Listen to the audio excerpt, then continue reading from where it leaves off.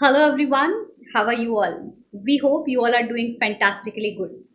Students काफ़ी सारे students ने हमें ये मैसेज करके रखा है कि ma'am what about the fast track batches. So let me tell you all guys, there is a very big announcement when it comes to May 22 fast track batches. So काफ़ी सारे students का ये कहना था कि मैम लाइव पढ़ना है. काफ़ी सारे स्टूडेंट्स ये भी कह रहे थे कि मैम लाइव नहीं पढ़ पा रहे.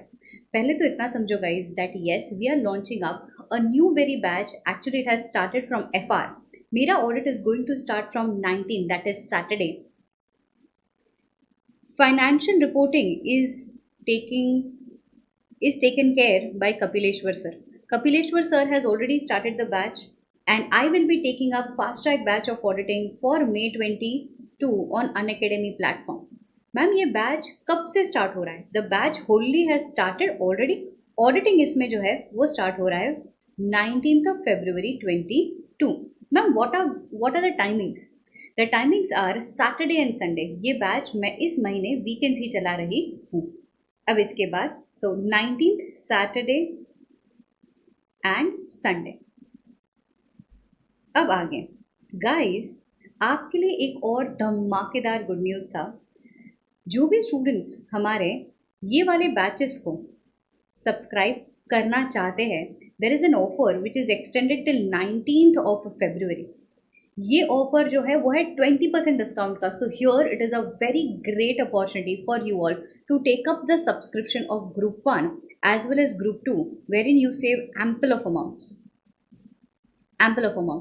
And yes guys, we have also launched pen drive, मतलब the content in recorded mode. जो भी बच्चे हमें कहते हैं कि मैम इंटरनेट की सुविधाएं ना होने की वजह से हम लाइव लेक्चर्स अटेंड नहीं कर पाते, though there is a very good opportunity if at all you are attending lectures live, तो बहुत ही ज़्यादा मज़ेदार तरीके से सब्जेक्ट खत्म हो जाता है. बट हाँ, जहाँ पे ये सब्जेक्ट्स लाइव आप अटेंड नहीं कर पाते हो तो उसको भी और इंटरेस्टिंग करने के लिए we have launched animated lectures of audit as well as of IDT. So ये पेन ड्राइव कैसे मिलेगा मैम? सेम, आप ये सब्सक्रिप्शन लोगे, आइकॉनिक सब्सक्रिप्शन अगर आप ऑप्ट करते हो तो इसके साथ हम आपको देने वाले हैं pen drive feasibility also. So जो भी स्टूडेंट्स आइकॉनिक ऑप्ट कर रहा है for May 22 fast track batches, आपको लाइव भी देखने मिल रहा है on site as well as pen drive content available है. ठीक है, so this is a very great and a very very very huge opportunity for you all. So take maximum benefit of it. 20% price drop है guys till 19th. इसके बाद भी नहीं, इसके अलावा और 10% का डिस्काउंट होने वाला है bye using the code audit सार. ये कोड गाइज जैसे ही आप अप्लाई करते हो आपका और 10% का वैल्यू कम हो जाता है. So prices are already down by 20%. On top of that you get a benefit of 10% by using the code, मतलब in total 30% plus the recorded content pen drive में. सो जो भी बच्चा कॉम्बो ऑप्ट कर रहा है group 1 as well as group 2, so आपको ऑडिट सारे ही सब्जेक्ट्स की पेन ड्राइव मिलने वाली है. मेरे और महेश सर के जो लेक्चर है वो आपको एनिमेटेड फॉर्म में audit as well as IDT मिलने वाला है. So that was about the current major announcement guys. yes, so that was about the current major announcement. Group 1 group 2 as well as only group 1 available है. तो जो भी बच्चा यहाँ पे सिर्फ ग्रुप 1 सब्सक्राइब करना चाहता है, आइकॉनिक सिर्फ ग्रुप 1 सब्जेक्ट करना चाहता है, तो यहाँ पे पेन ड्राइव नहीं है प्लस, बट यहाँ पे पेन ड्राइव है. सो 14,400 में you get 4 subjects fast track batch along with pen drive and along with books. What more you want guys? As well as in the subject we have planned a particular test series. So regular form में हम test series conduct कर रहे हैं, MCQs plan कर रहे हैं, module का coverage है, हैंड रिटन नोट्स है, और क्या चाहिए guys. So that was about 14,400 जो भी प्राइस ड्रॉप है, plus you will get 10% discount. तो ये समवेयर और आई कैन से 1,400 लेस हो जाएगा. So this will nearly round off to 13,000 rupees. So 13,000 rupees में जहाँ पे एक सब्जेक्ट की पेन ड्राइव आती है, वहाँ पे you are getting 4 subject live as well as recorded along with books. So this is a major धमाकेदार announcement guys. This offer is only valid till 19th of February. So make maximum advantage of this. Use the code AuditSAR and take up the subscription now. ठीक है guys? चलिए, I won't take much of your time. I guess I have explained every benefit of this particular plan. अब हम आगे पढ़ना शुरू करते हैं. Let's get started. Hello everyone, welcome you all to the next lecture. The next chapter very well begin हम लोगों ने किया था with company audit, कारो, and अब हम लोग पढ़ रहे हैं liabilities of auditor. Now guys, when we talk about liabilities of auditor, इस चैप्टर में क्या चीज़ें हैं क्या नहीं है पहले ये इवेल्युएट करते हैं, फिर आगे पढ़ना शुरू करते हैं. चल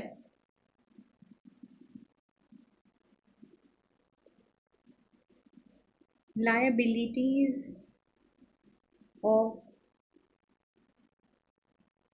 ऑडिटर. बच्चों जब भी हम बात करें लाइबिलिटीज ऑफ ऑडिटर के बारे में तो ऑडिटर को थोड़ा सा साइड में रखो. ये जब ये वर्ड आता है लाइबिलिटीज तो सबसे पहला दिमाग में आता है कि दंड तभी पड़ेगा जब कुछ गलत काम किया हो, राइट. सो पहले ये समझिए कि लाइबिलिटी पढ़नी ही क्यों है, लाइबिलिटी अराइज ही क्यों हो रही है. अगर आपने आपके प्रोफेशनल लाइफ में कुछ गलतियां की, पर्सनल लाइफ में गलतियां की फिर भी लाइबिलिटी तो आती है. वैसे ही अगर आपने प्रोफेशनल लाइफ में कुछ गलतियां की है, कुछ ऐसे मिसकंडक्ट किए हैं जहाँ पर आपको एथिकली काम करना था, जहाँ पे आपको स्किलफुली काम करना था, बट आप लोगों ने नेग्लिजेंस दिखाया है, उस कारणवश आ सकता है liabilities. So when ever I talk about liabilities there arise a small element of professional negligence. क्या आता है? Professional negligence. ये प्रोफेशनल नेग्लिजेंस के 3 पार्ट्स है. कितने? 3 पार्ट्स है. सबसे पहला एग्जिस्टेंस ऑफ ड्यूटी.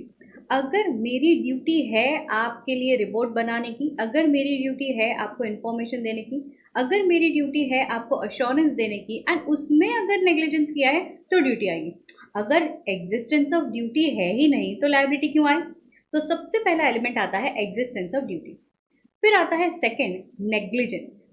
ड्यूटी है एग्जिस्टेंस में, बट उस ड्यूटी को निभाने के लिए आपने ड्यू डिलिजेंस ना अप्लाई करके नेग्लिजेंस को अप्लाई किया है या फिर नेग्लिजेंटली काम किया है, तो यहाँ पे हम ये कह सकते हैं कि लायबिलिटी आना बनता है.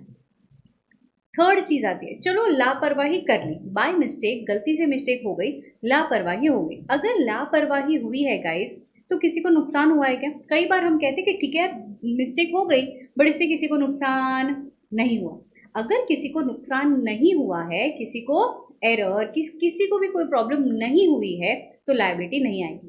तो लायबिलिटी आने के 3 मुख्य कारण, existence of duty, negligence and damages. तो चलिए, existence of duty, negligence and damages. अब थोड़ा सा आगे बढ़ते हैं. When I talk about existence of duty, अभी existence of duty क्या है समझो. देखिए गाइस, when existence के बारे में बात आती है ना कि ड्यूटी किसकी थी, किसकी है, किसकी तरफ है, क्यों है, इसके लिए सबसे पहला हम लोगों को 3 अलग अलग सर्कमस्टांसेस देखने हैं. क्या सीखना है? इंग्लिश केस, इंग्लिश सर्कमस्टांसेस में क्या होता है, अमेरिकन सर्कमस्टांसेस में क्या होता है, एंड इंडियन सर्कमस्टांसेस में क्या होता है. इंडियन सर्कमस्टांसेस में क्या होता है, बाकी सब गोज टू बाय ऑल. पहले इंडिया का देख लेते हैं. इंग्लिश केस, अमेरिकन केस वो लोग अपने हिसाब से अपने देश का रूल देख लेंगे. पहले इंडिया का देखते हैं. देखिए बच्चों, अगर आज आपने सी फॉर एग्जांपल ये ऑडिटर को, ये भाई साहब को as a person, as company का ऑडिटर अपॉइंट कर लिया है, एंड ये पर्सन ने लिखित में दिया है कि yes I accept to act as an auditor for this so and so company. अब ये ऑडिटर इस कंपनी के फाइनेंशियल स्टेटमेंट्स को व्यू करने के बाद जो ओपिनियन देंगे, आप ये कंपनी के शेयर होल्डर्स हो, आप ये कंपनी के शेयर होल्डर्स हो, तो गाइज डोंट यू फील इनकी रिस्पॉन्सिबिलिटी डायरेक्टली आपसे है. He has the duty, he has the responsibility in order to give you the opinion, in order to give you the assurance, yes or no.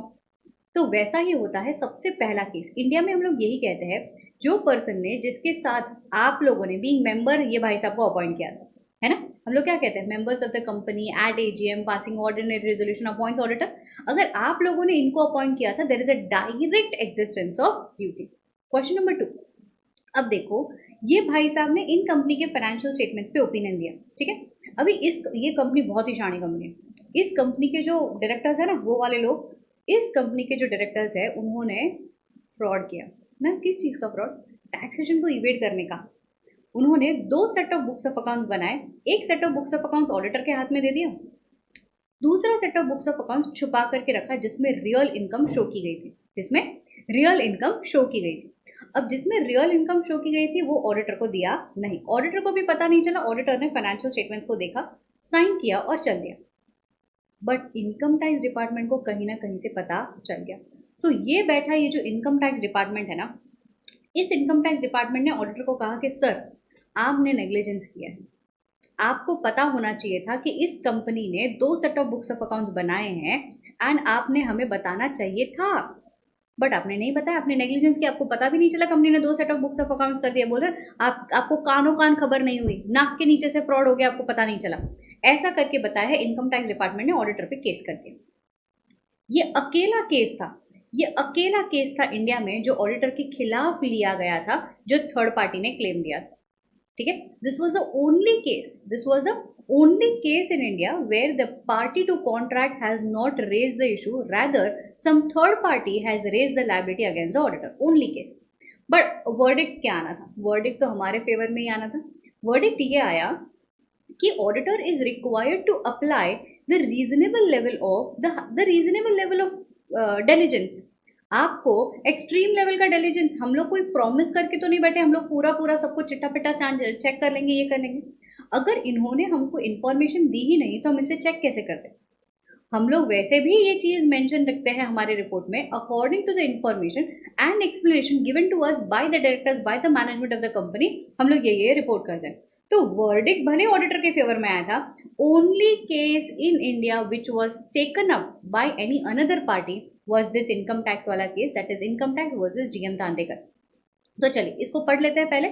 चलो, Indian case में हम लोग क्या कहते हैं, where duty exist, only existence of duty is for party to contract, जहां पे हम लोग कहते हैं कि only and only members can sue the auditor in case of negligence। यहां पे पॉइंट नंबर 2 आता है, only case where third party, only case where third party had raised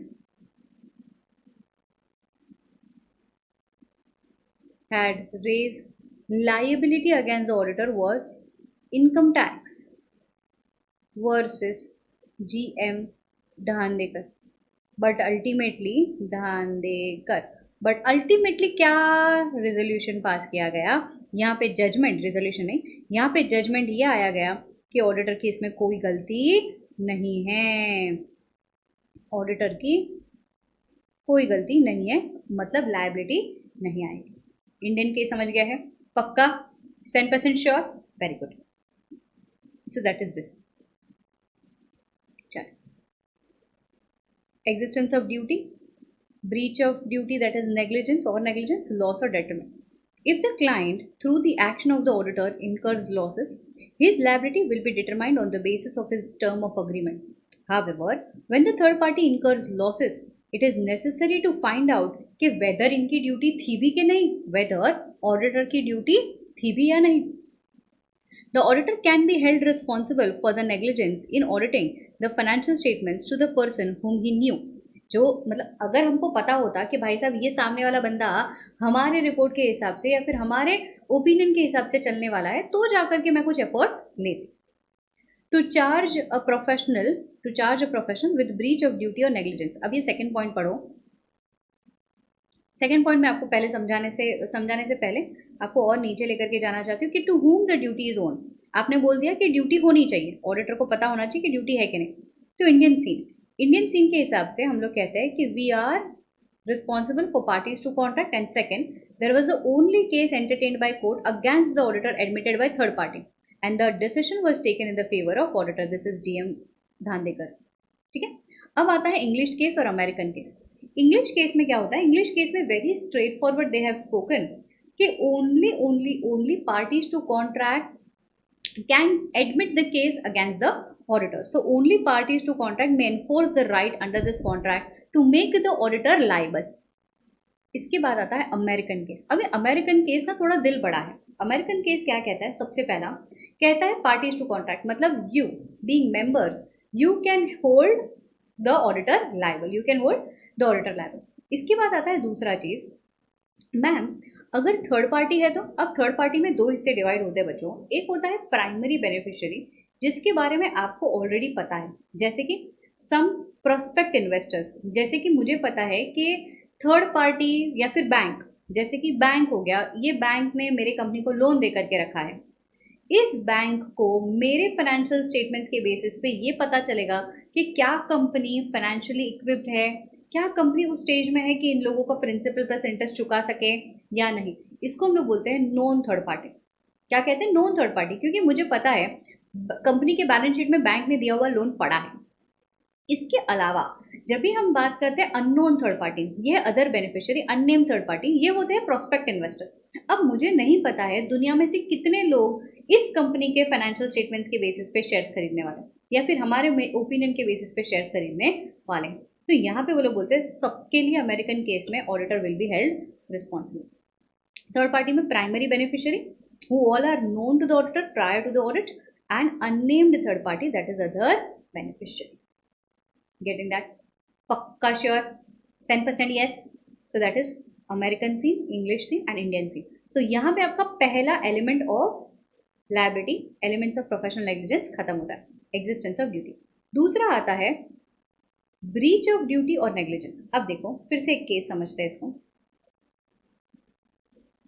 Primary parties to contract, others में दोनों ही आते हैं, primary as well as unnamed third party. And English case में only parties to contract. अब आता है यहाँ negligence. negligence. अब ध्यान दो, say for example ये जो भाई साहब है, ये भाई साहब went to a doctor. ठीक है, went to a doctor. ये है हमारे दूसरे डॉक्टर भाई साहब. ये भाई साहब का बेटा बहुत ज़्यादा बीमार है, बहुत ज़्यादा बीमार. ये भाई साहब ने डॉक्टर को जा करके कहा कि डॉक्टर डॉक्टर डॉक्टर मेरा बेटा एकदम ही बीमार है, प्लीज़ आप इसे ऑपरेशन थिएटर में लेकर के जाइए और ऑपरेशन कर लीजिए. डॉक्टर ने भाई साहब को कहा कि आप चिंता ना कीजिए, मैं आपके बेटे का ऑपरेशन करने के लिए तैयार हूँ, बट आप पहले फॉर्म भराइए. अरे मुन्ना भाई वाला नहीं रे बाबा, एडमिशन ले क्या था, ऑपरेशन कराने से पहले फॉर्म भरना ज़रूरी है क्या? ये वो वाला फॉर्म है जहाँ पे relatives of the patient sign कि if it all anything goes wrong we will not hold doctors responsible. ये वो वाला फॉर्म. तो डॉक्टर ने भाई साहब को कहा कि आप जा करके वहाँ पे साइन भर करके आइए कि हम लोग हमारी पूरी कोशिश करेंगे. आपने डायलॉग सुना होगा ना, हम हमारी पूरी कोशिश करेंगे कि आपके बेटे को बचा लें. बट आपको क्या लगता है, क्या एक सर्जन कोई भी पेशेंट को क्योर करने के लिए अपना ऑपरेशन करता है? ट्रीट करने के लिए अपना ऑपरेशन करता है कि यार पूरा ठीक ही हो जाएगा, मैं एक बार ऑपरेशन कर दूँ सब ठीक हो जाएगा? डॉक्टर्स क्या करते हैं, या फिर कोई भी प्रोफेशनल्स, खाली डॉक्टर्स नहीं बच्चों, डॉक्टर्स हो गए, वी चार्टर्ड अकाउंटेंट्स हो गए, लॉयर्स हो गए, कोई भी प्रोफेशनल अपना काम एक लेवल ऑफ एक्सपर्टाइज के हिसाब से करता है. हमेशा they can not take up any surgery, no surgeon can take up any surgery to cure the patient. He will try his level best. इस लेवल ऑफ एक्सपर्टाइज को हम लोग कहते हैं डिलीजेंस. अगर हाँ मैंने एक्सपेक्ट किया था, ये तो नॉर्मल सी बात है, इतना तो आपको जमना ही चाहिए था, उसमें अगर कोई कमी मिलती है वो हो जाता है नेग्लिजेंस. समझ में आता है? पक्का? तो चलिए नेग्लिजेंस पढ़ते हैं. To charge a professional with breach of duty or negligence, it is necessary to prove deviation from established standards or procedures. कि अगर established standard इस ये तरीके से काम करना था बट आपने उस तरीके से काम नहीं किया तो हम लोग negligence मानेंगे. He should be able to exercise reasonable, underline reasonable care and judgment while discharging his duty. Everyone getting that? पक्का sure? लास्ट वाला पॉइंट आता है लॉस और डेट्रीमेंट. एग्जाम्पल समझो बच्चों, ये था नेग्लिजेंस, यहाँ पे लिख दो रीजनेबल स्किल. अब आता है डैमेजेस, मतलब लॉस हुआ है, लॉस या डेट्रीमेंट. अब इसका मतलब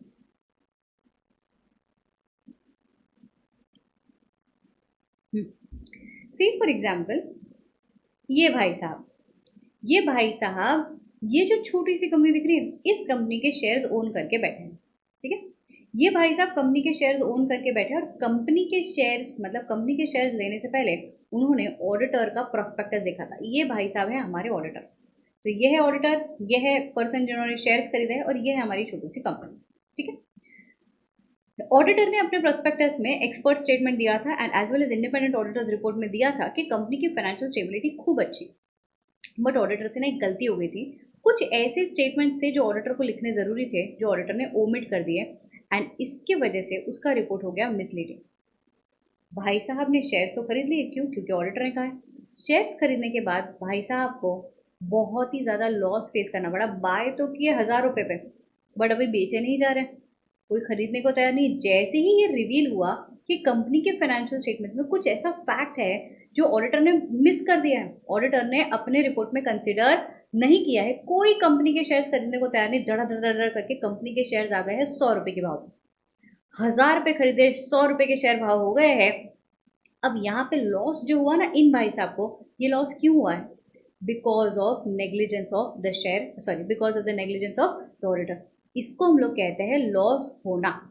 मैम अगर कोई मिसलीडिंग स्टेटमेंट होता बट उसके वजह से शेयर की वैल्यू पे कोई फर्क नहीं पड़ता, जो भाई साहब ने शेयर्स खरीदे हैं वो वैसे के वैसे ही होते, तो क्या फिर भी हम लोग कहते लायबिलिटी आएगी? नहीं, तो लायबिलिटी नहीं आएगी। इतना समझा है? पक्का? श्योर? तो चलिए यहाँ लॉस और detriment being suffered by the parties to whom the duty is owed, जहाँ पे हमारी ड्यूटी थी मेंबर्स के लिए तो बाकायदा हमारी ड्यूटी है बच्चों। As a result of negligence thus the auditor will be liable to reimburse the losses to the extent caused due to his negligence। समझे है?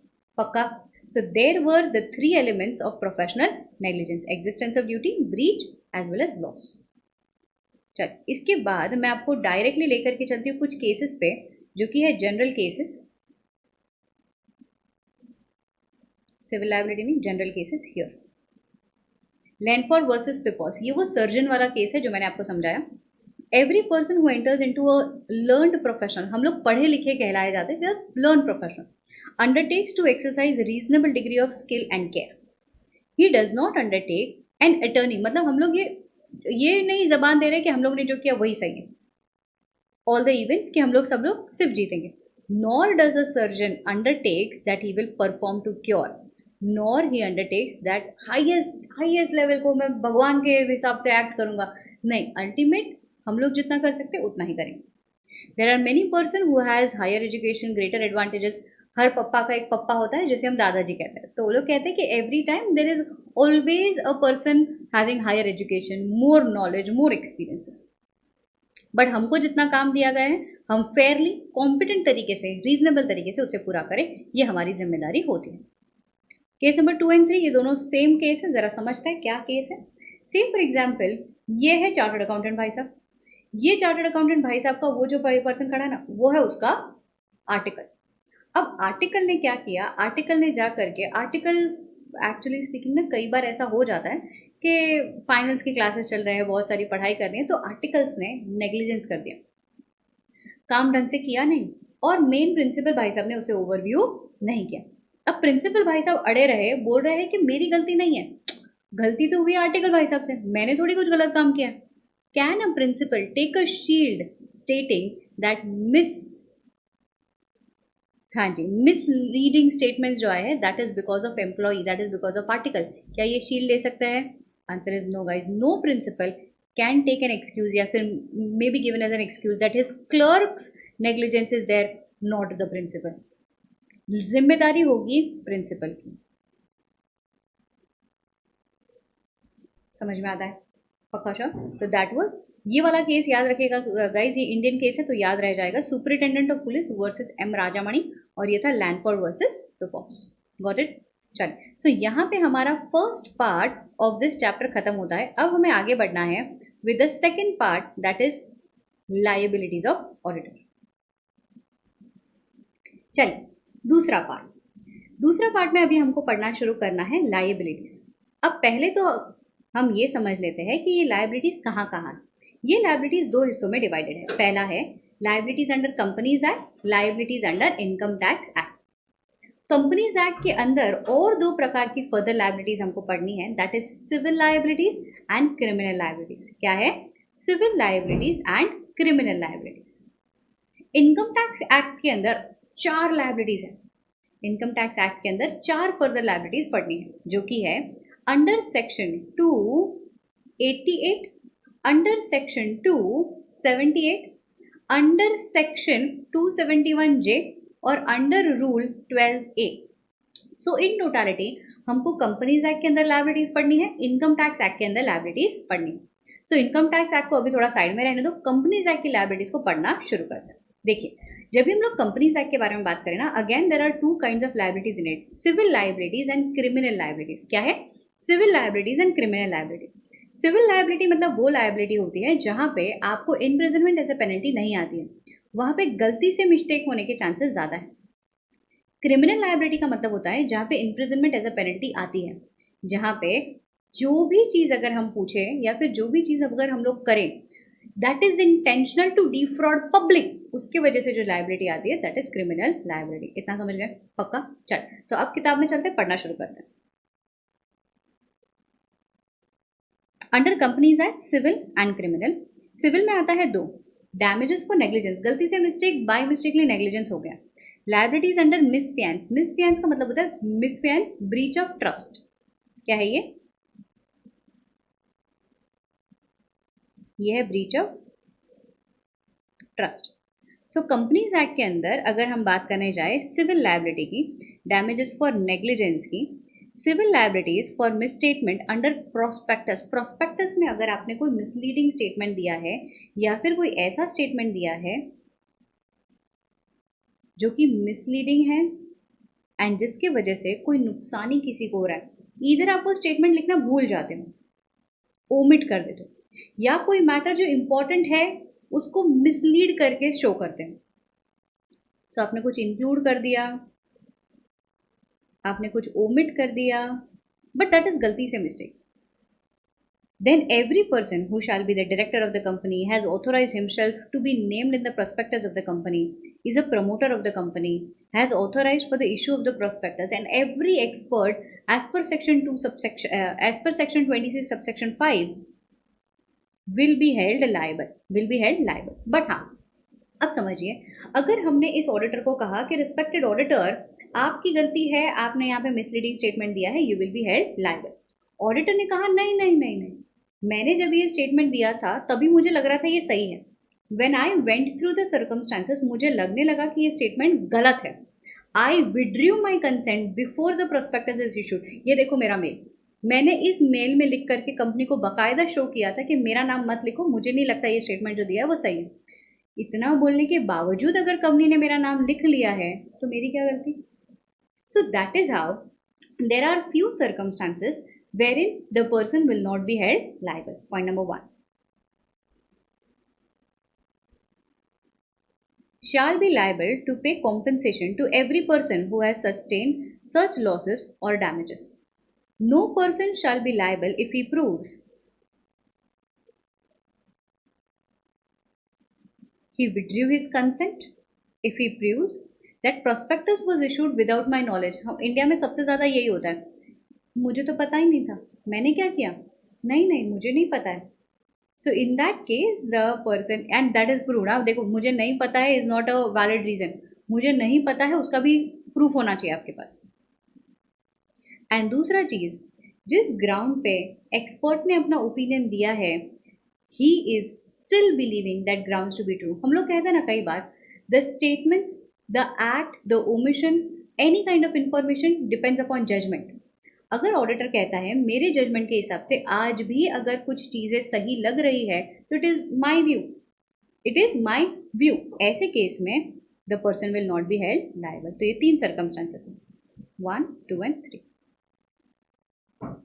ठीक है, बट हाँ बच्चों, अगर ये गलती से मिस्टेक का सर्कमस्टांसेस फ्रॉड में कन्वर्ट हो जाता है and it is proved that statements in the prospectus, omission, addition of misleading information that is with the intention to cheat people, to defraud people, तो आपकी सिविल लाइबिलिटी क्रिमिनल लाइबिलिटी में change हो जाएगी. Then that person will be held personally liable and unlimited liability घोषित हो जाएगी. Sure. Next ma'am, export में कौन चीज़ है, कौन लोग आते हैं? लगाओ यहाँ पे तारा, तारा जमीन पर. एक्सपोर्ट में सारे ही प्रोफेशनल फील्ड वाले लोग आते हैं. Engineers, chartered accountants, CA, CS, doctors, BTech, MBA, ये सारे ही लोग हमारे एक्सपोर्ट के कैटेगरी में आते हैं. नेक्स्ट सिविल लाइबिलिटी में the point is liability for misfeasance. What is liability for misfeasance? The term misfeasance implies the breach of trust, कि हमने आप पे एक जिम्मेदारी का काम सौंपा था, बट आपने उस जिम्मेदारी को बखूब नहीं, रैदर आपने उस जिम्मेदारी को ऐसे निभाया है कि सही तरीके से ना डिस्चार्ज हो आपकी, सही तरीके से ना डिस्चार्ज हो आपकी ड्यूटी. नेक्स्ट आता है criminal liability. What is criminal liability? As I told you, criminal liability is a liability where criminal liability is a liability where there is an untrue statement in the prospectus. Prospectus includes misleading statement and it is with the intention to cheat people. जैसे कि company के prospectus में, ये है हमारी company की जो prospectus है, वो प्रोस्पेक्टस आता है शेयर्स वगैरह बेचने के लिए.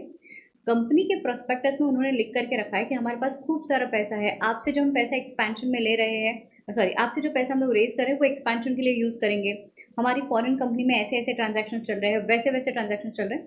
अब कंपनी का एक अनफेयर बट फ्रॉडुलेंट पिक्चर दिखाया कि we are financially strong and stable, बहुत ज़्यादा पीपीई है, ये सारा जो प्लांट एंड मशीनरी दिख रहा है, ये सारा प्लांट एंड मशीनरी कंपनी को बिलोंग करता है, करोड़ों में जायदाद है, एकर्स में ज़मीनें हैं, ये सब बता करके रखा.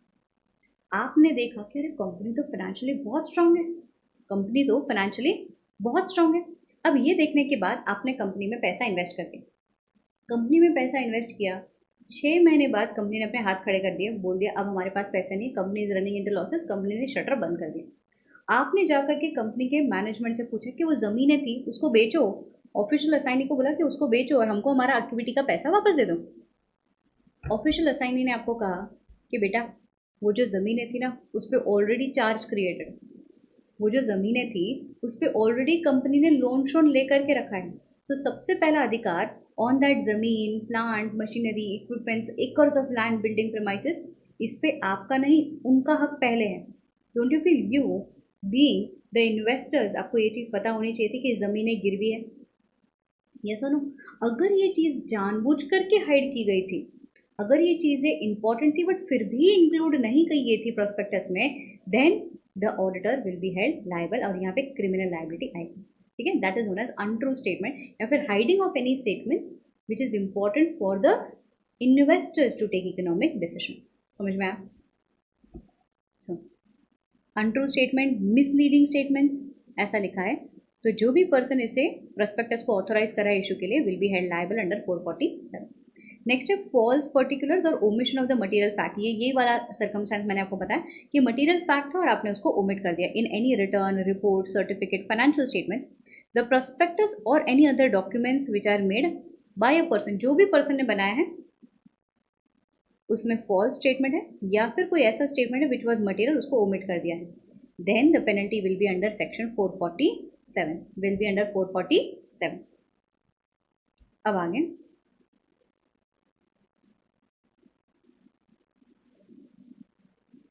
Punishment under section 447. First pay the liability, पहले जिन्होंने जितना नुकसान भुगता है उतना लायबिलिटी दे दीजिए. डेट एज स्पेसिफाइड पर द एक्ट, इसके अलावा जो डिफॉल्ट के लिए पेनल्टी लगनी है वो आगे बोलता है. If the fraud is a छोटा फ्रॉड, बेसिकली ऐसा minor fraud, major fraud amount act में बाइफरकेट करके नहीं दिया है, but in the order to simplify the content what I have done is if it all the fraud is of small amount which is less than ₹10 lakhs और 1% of the turnover whichever is less, इससे कम का fraud है तो फिर public interest involve नहीं हुआ है तो फिर इम्प्रिजनमेंट अप टू 5 years और फाइन अप टू 50 lakhs और बोथ. अगर मेजर फ्रॉड है मतलब एटलीस्ट 10 lakhs और 1% of the turnover whichever is less, इससे ज़्यादा है अमाउंट, इससे ज़्यादा है, इतना अमाउंट है, पब्लिक इंटरेस्ट इज इन्वॉल्व, तो हम लोग कहेंगे minimum imprisonment of 3 years which can go up to maximum 10 years अगर पब्लिक इंटरेस्ट इन्वॉल्व नहीं है, minimum imprisonment of 6 months which can go up to maximum 10 years plus ma'am fine, imprisonment जेल में तो डालेंगे fine, fine minimum amount of fraud which can go up to maximum 3 times amount of fraud. Everyone understanding this? पक्का sure? 10% yes? चलो very good. So that was about civil liability, criminal liability. अब आगे आते हैं penalty under income tax act. अभी penalty under income tax act क्या है guys, समझिए. इनकम टैक्स एक्ट के अंदर मैंने आपको कहा 4 सर्कमस्टांसेस में पेनल्टी लगनी है. Under section 288, under rule 12A, under section 278, 271J.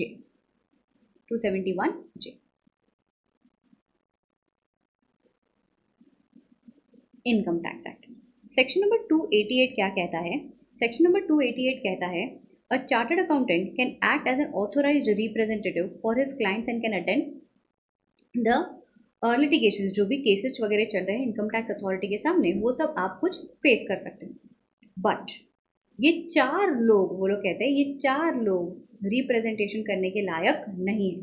ये 4 लोग रिप्रेजेंटेशन करने के लायक नहीं है. कौन 4 लोग? पहला, who has been dismissed or removed from government services. Who has been dismissed or removed from government services.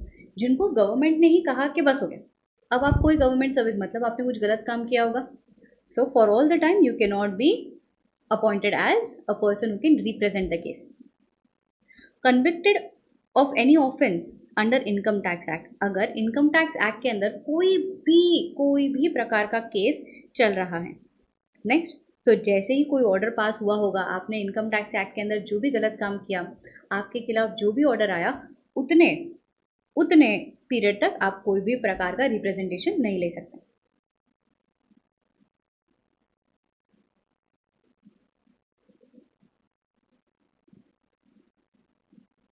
Next, if it all you are an insolvent person. जब तक इंसॉल्वेंसी घोषित हो जाती है, for the period insolvency continues, तब तक के लिए, वेरी गुड, तब तक के लिए हम लोग कोई भी प्रकार का रिप्रेजेंटेशन नहीं ले सकते. मैम क्यों? इंसॉल्वेंसी हो गई है तो उसमें गलत ही क्या है? समझिएगा इस, इन केस ये जो भाई साहब है, ये भाई साहब को कोर्ट ने करार हाथ में दे दिया है, बोल दिया है मुबारक हो, आप कंगाल हो, इंसॉल्वेंसी डिक्लेयर हो गई. अब मुझे बताओ, जब भी ये पर्सन कोई काम करेंगे, तभी ये पर्सन शाम दाम दंड भेद लगाएंगे कि यार कैसे भी कैसे करके पैसे मिल जाए. गलत का भी साथ दे देंगे. क्यों? क्योंकि उनको इंसॉल्वेंसी से बाहर निकलना है. गलत का साथ दे देंगे, सही को छुपाने की कोशिश करेंगे. क्यों? हो सकता है उनको फाइनेंशियल नीड है, right? So in that particular circumstance हम क्या कहते हैं?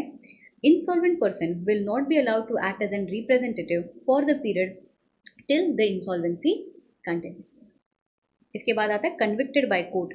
अगर एनी पर्सन, ये भाई साहब दिखने से ही फ्रॉडुलेंट पर्सन लग रहा है, इफ ये भाई साहब कोर्ट ने कन्विक्ट किया है, कोर्ट ने कहा है कि he is convicted for an offence involving fraud, ठीक है, कोर्ट ने कह दिया भाई साहब आप फ्रॉड हो, तो 10 साल तक, अब जयराम जी की, आप कोई भी केस हाथ में नहीं ले सकते for a period of 10 years. If it all you guys remember, यहाँ पे एक सेक्शन नंबर भी याद आ जाना चाहिए था, डिस्क्वालिफिकेशन. ऑडिटर्स के लिए भी ऑलमोस्ट सेम क्लॉज था, जहाँ पे हम लोग कहते हैं if it all an auditor is convicted by court for an offence involving fraud, 10 साल तक वो डिस्क्वालीफाई हो जाता है. समझा? पक्का? 10% yes. If CA is guilty, if CA is found guilty for professional misconduct in his professional capacity, उसने कोई भी फर्स्ट शेड्यूल या सेकेंड शेड्यूल, फर्स्ट शेड्यूल या सेकेंड शेड्यूल का कोई मिसकंडक्ट किया है. फर्स्ट शेड्यूल में आते हैं 4 पार्ट्स, सेकेंड शेड्यूल में आते हैं 3 पार्ट्स. सो ऐसा कोई मिसकंडक्ट किया है तो हम लोग कहते हैं, अगर आप मिसकंडक्ट, हाँ, अगर आपने मिसकंडक्ट किया है तो बॉस रुकिए, जब तक ऑर्डर पास हुआ है, he can not act as an authorise representative till the order of council disqualifies him from practice. अगर काउंसिल ने बोल दिया होता कि भाई साहब आप नेक्स्ट 3 साल तक प्रैक्टिस नहीं कर सकते, तो जब तक आप प्रैक्टिस नहीं कर सकते तब तक आप किसी का भी केस रिप्रेजेंट नहीं कर सकते. इतना समझता है? पक्का? अब ऑन द अदर हैंड, एक और दिलचस्प क्वेश्चन आता है, कहता है कि मैम मुझे सीए एक्ट करने से मना किया है, can I represent the case in personal capacity? Answer is no. Income tax एक ऐसा काम है जो सीए की कैपेसिटी में ही होता है, सो आप पर्सनल कैपेसिटी ऐसा बोल करके भी रिप्रेजेंटेशन नहीं कर सकते, ठीक है, not even in personal capacity. Once a CA always a CA. Next आता है रूल 12A। ये कहता है अगर आपने एओ, यस, असेसिंग ऑफिसर, अगर आपने असेसिंग ऑफिसर को कोई फॉल्स इंफॉर्मेशन दी है तो rigorous imprisonment of 7 years plus fine, इतना पेनल्टी लग सकता है। नेक्स्ट 278, बहुत ही अच्छा क्वेश्चन, बहुत ही अच्छा सेक्शन। कहता है वेर अ सीए अबेट्स और induces, where a CA abets और induces any person to deliver account, जानबूझ, आपने कई बार देखा होगा क्लाइंट्स को कई बार ऐसा स्टेटमेंट दिया जाता है, अरे छोड़ो भाई साहब, स्क्रूटी आएगी तब देखा जाएगा, कुछ नहीं होगा, केस कहाँ निकल जाएगा पता नहीं चलेगा, अभी के लिए भर दो ना, बाद में देख लेंगे, होता है ऐसा। So what is this? If at all a chartered accountant abates or induces any person to deliver accounts or statement of income tax authority relating to income chargeable to tax, where he himself knows कि भाई साहब ये जो चीज़ें हैं वो गलत हैं, ये जो चीज़ें हैं I am not believe it to be true. अगर आपने ITA, income tax authority, please underline करना ये चीज़ गाइज, अगर एओ को गलत इंफॉर्मेशन दिया है टू, सॉरी रूल 12A, अगर आईटा को गलत इंफॉर्मेशन दिया है सेक्शन 278, अमाउंट ऑफ इवेजन के हिसाब से आपको पेनल्टी लगनी है। अगर amount of evasion is more than 25 lakhs, rigorous imprisonment of 6 months which can go up to 7 years plus fine, less than equals to 25 lakhs है तो rigorous imprisonment of 3 months which can go up to 2 years plus fine, इतना penalty लगेगा। Last thing to study under income tax is section number 271J। समझो क्या है ये, जो भाई साहब है ये है हमारे वैल्यूअर। मैम ये क्या करते हैं? ये डायरेक्ट टैक्स के हिसाब से वैल्यूएशन करते हैं, ज़मीनों का वैल्यूएशन करते हैं। इन्होंने अगर ये वैल्यूअर ने अगर वैल्यूएशन का गलत सर्टिफिकेट दे दिया है पर रॉन्ग सर्टिफिकेशन, इनको पेनल्टी लगनी है 10,000 ईच रिपोर्ट, ठीक है। So registered valuer, merchant banker, accountant, if at all they furnishes false information, incorrect information in a report or a certificate, then penalty आती है ₹10,000 each false certificate. Getting it? पक्का? So there you complete part 2